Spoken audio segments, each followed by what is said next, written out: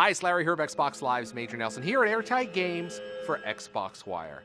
Now, it's always really exciting when you get your hands on a game for the very first time. Today, I got to do just that with Murdered Soul Suspect. Now, this is a detective thriller game where you play a detective that is killed and you have to solve your own murder from the afterlife. We got a chance to talk to the team. Let's take a look. I think Murdered Soul Suspect is a really original take on the concept of the true crime murder mystery. But in the case of our game, what if you died and now you had to solve your own murder?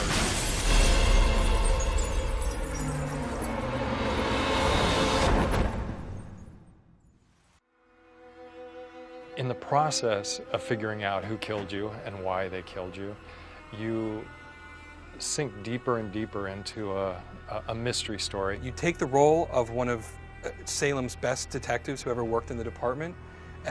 You take away all of his normal natural abilities and you give him these supernatural abilities, and you ask him to find ways to investigate crime scenes in completely new and original ways that only he as a ghost would be capable of.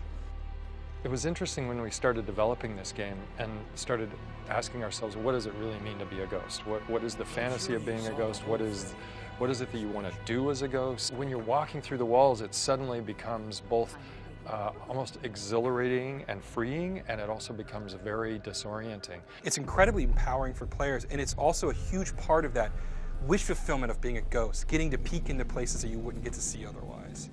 All right, boys, place your bets and hope your luck improves. Just as Ronan is discovering this as he investigates this, so will the player. And one of the first things that they discover, and it's probably his most powerful tool, is his ability to possess human beings.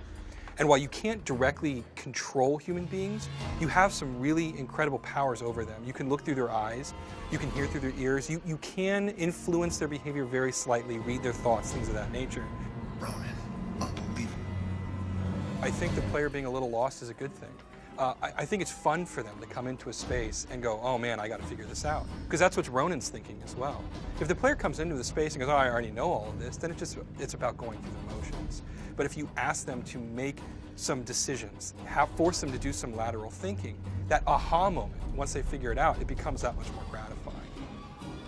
A lot of our prototyping was around how do you make it interesting for the player to do an investigation and come to those conclusions themselves, as opposed to just handing them the exact answer when you manage to gather, 4 different things that you needed. We have a mechanic in the game where you have to take complex thoughts and you have to organize them in a way that'll make sense to the character Ronan. Great example would be you need someone to think about something, or you need someone to move in a particular way, but you can't directly say, hey, move this. You have to basically put a thought into their head. So a witness in one of the crime scenes, she's too distraught to articulate what she saw to a police officer.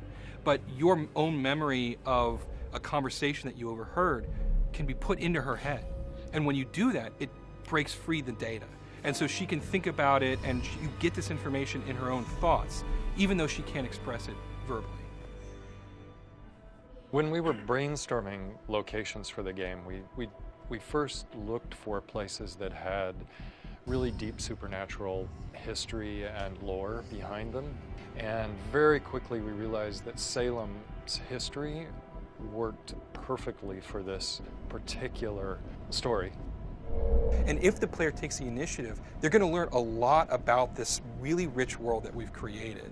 There's all kinds of different collectibles. There's simple things like just finding a plaque on a wall. There's more complex things where you have to piece together fragments of a memory to get a total ghost story.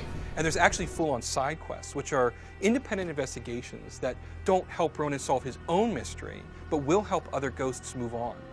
If a ghost or a specter has unfinished business, they become isolated in this location. And until they can discover what their unfinished business is and come to terms with that, they can't move on. And that's where the ghosts come from. Any spirit you find lingering in the dust is there because they don't know how to resolve their unfinished business. And as I mentioned before, if you're there too long, you become one of these demons.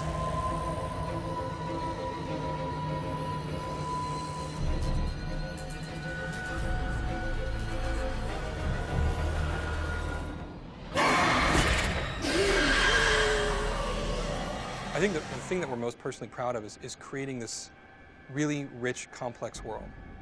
Something that we hope the players really want to get lost in, spend a lot of time in, learn everything that there is, find every nook and cranny. They don't just look at it like, oh my God, where is the first fight? Where is the first thing I can shoot? I want them to like the character of Ronan, like what he can do, and just really be excited about this, our own kind of personal take on ghost lore.